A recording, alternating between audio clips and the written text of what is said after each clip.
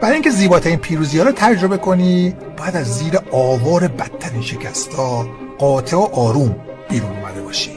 جان لویجی بوفون هیچ وقت یه پیروز قاطع نبود، اما زیباترین لحظاتو وقتی به دنیای فوتبال هدیه داد که از دل کلی اتفاق بد و انبوه گلای خورده مثل یه قهرمان بیرون اومد.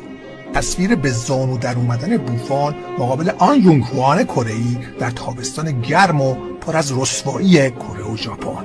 درست سر به زنگا بالاخره موج سرنوشت رو خوابوند و در حالی که به نظر میرسید ضربه سر زیدان در وقتی اضافه فینال جام جهانی 2006 وارد دروازه میشه، اما یکی از بهترین عکس‌العمل‌های یک دروازه‌بان در تاریخ فوتبال الهام بخش تیمش شد و اون لباس زیبا جام قهرمانی رو بالای سرش برد. خلاف عنوان گران قیمت‌ترین بازیکن جهان که دائم جابجا میشه، عنوان گران‌ترین دروازه‌بان جهان برای سالها دست نخورده موند. یوونتوس واسه بوفون 53 میلیون یورو داده بود و هیچ کس نمیتونست تو دروازه‌بانش قیمتی بذاره که از جیجی بیشتر باشه. تو همه این سالا دروازه‌بان زیادی تو تیم‌ها جابجا شدن و خیال یووه با داشتن بهترینشون راحت بود. رکورددار بیشترین دقایقی که یه دروازه‌بان تو سری آ دروازه‌شو بسته نگه داشته همیشه با واکنش‌های خارق‌العاده‌اش به یاد آورده میشه.